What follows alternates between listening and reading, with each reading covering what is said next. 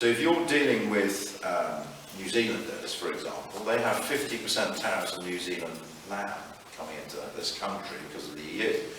Now, they are interested in reducing that, and they don't want to be talking about services and opening up their markets to our services without actually the goods side.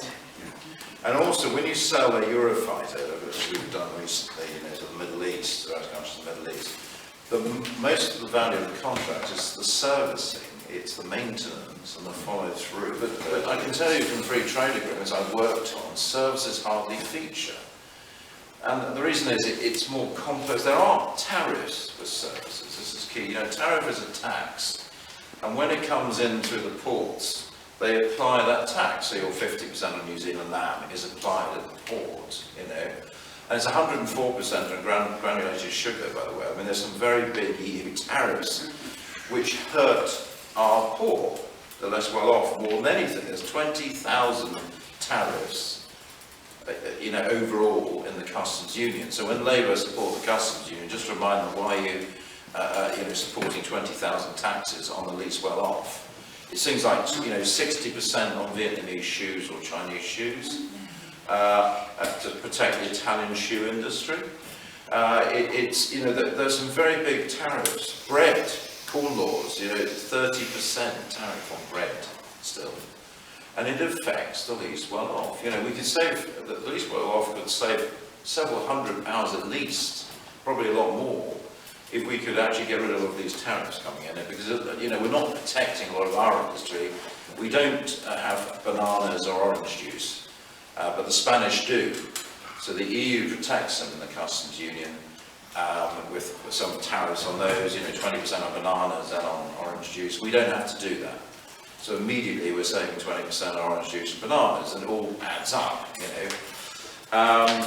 So being sort of half in the customs union with this Chequers deal is not attractive to me. But I just think, we're left in a position where basically no deal is the most likely scenario. But I've been arguing all the way along. What's so annoying is, on the 7th of March this year, we had an offer from the EU, from President Tusk. If you look it up, 7th of March. And we were in the right position. He respected our red lines, no customs union, no single market, no ECJ. It was all there. And he said, right, we will offer you a free trade agreement, 100% tariff-free and quota-free access. And I can tell you, working in New Zealand and Australia, they're not getting that, and Canada didn't get it. That's one plus, CETA plus, Canada plus, and services, that's the second plus. So we've been offered basically CETA plus plus. The Prime Minister and others want CETA plus plus plus, just sorry to get technical, but it's like deeper services, the third plus. But, we are getting our seat back in the World Trade Organization, and they're doing a deal on services. They've done one already called TISA, Trade and Services Agreement, which can give us our third plus, and we can push for that because we've become members of the WTO again. We are members, but we're not active, because the EU does it for us. So we had this wonderful deal, and it was security as well. It was a sensible security. It was aviation, which we need, obviously, because that would be a problem, for everyone. And it was EU programs, Erasmus, the student program. I've got no objection to our students if they want to be in an Erasmus program. We pay a fee. Horizon 2020 research programs, that's big for Cambridge, my area, and a lot of the UK. We can pay fees for this because that's what Norway and Switzerland do. And that's fine, they're not in the EU, we can do it. But the point is, this deal was on the table, and it's still on the table as far as I know, but you don't know. I mean, I've been around all these associations and say, this is an amazing deal, 7th of March, do you know about it? And that's great, why don't we do that? I don't know, why aren't we not doing it? I think it's because of Ollie Robbins. Civil servant. It's too good, the freedom that goes with it. I'll come back to it actually. The freedom that goes with it is too much for them to stomach, and they're trying to trap us in a customs union and single market. And CBI and IOD and all these sort of interests are trying to force us to stay as close as possible to the EU, its laws and the customs union.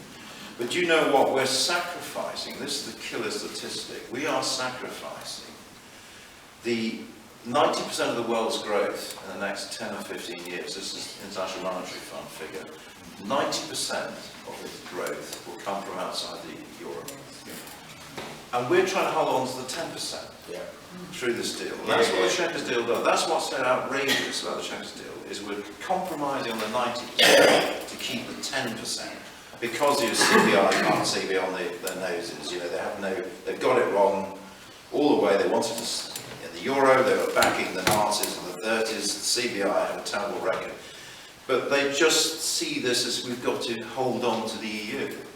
And the EU is falling away. You know, I mean, it's only 12% of our economy. When people say, oh, all our exports, no, it's 43% of our exports. It was, when we joined, it was nearly 2/3. It's now 43, it's heading for 1/3.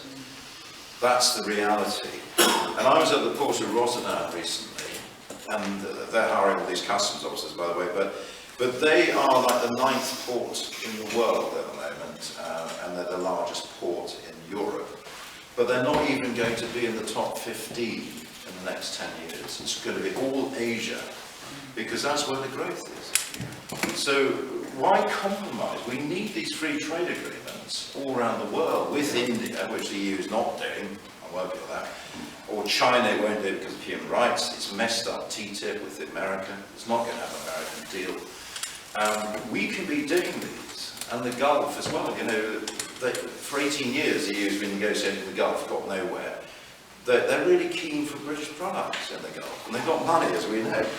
So these are high stakes, and what I believe now is we've got to be really strong and say, right, we've got to get back to that Tusk offer, the 7th of March, we've got to take it. And if we don't do that in October, it's going to be too late.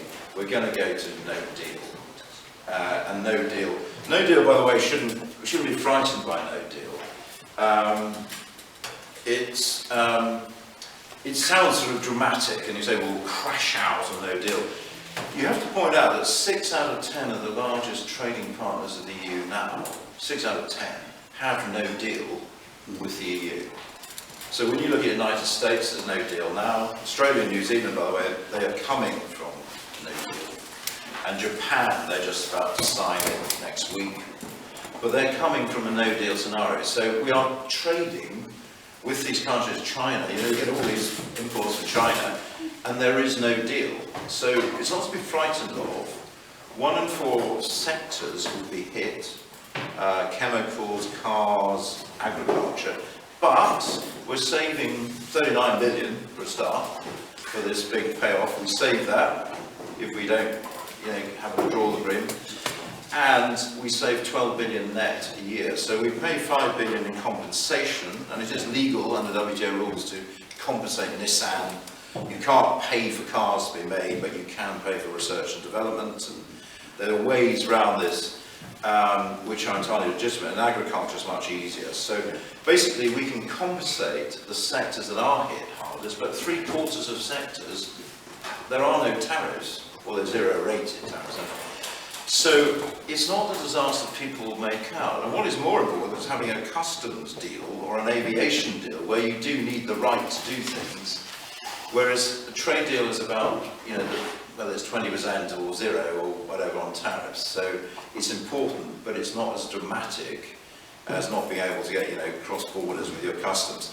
So we should concentrate on those deals and get those done by March next year, in my view.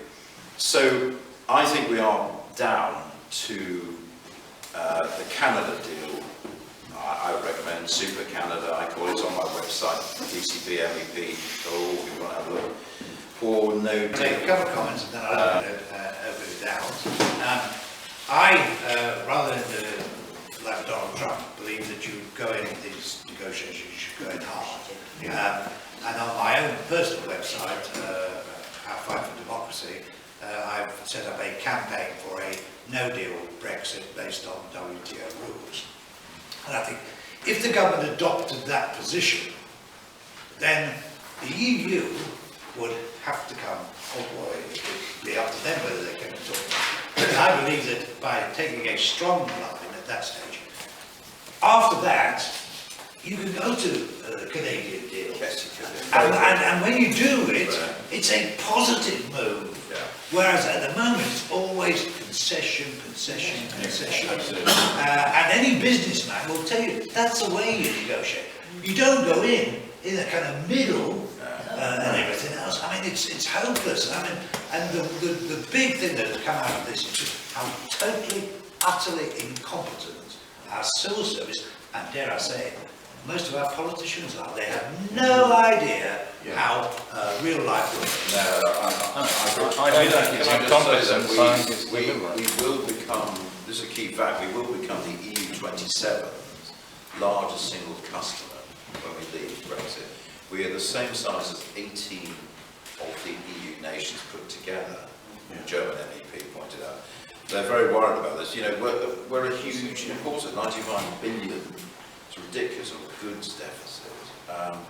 You know, so they are terrified. But I think you're right, John. You see, you will get back to what I call super candidate deal because, but they come from WTO, like Japan at the moment has no deal, and it's negotiating free trade agreement. That's what every other country does. Yeah. So we could do that and save the 39 billion. And the negotiating rules, you know, the guidelines for a free trade agreement will not have Northern Ireland or cash or citizens' rights, because that's all irrelevant. It will all be about trade. Yes. And that is a good place to be. That's your first point, is that if it's no deal and Parliament rejects that option, we end up possibly extending Article 50 and remaining in the EU in perpetuity until Parliament does agree on something. In which case we've lost the first step of Brexit. And I just think we need to be a little more pragmatic and wise about the parliamentary numbers here.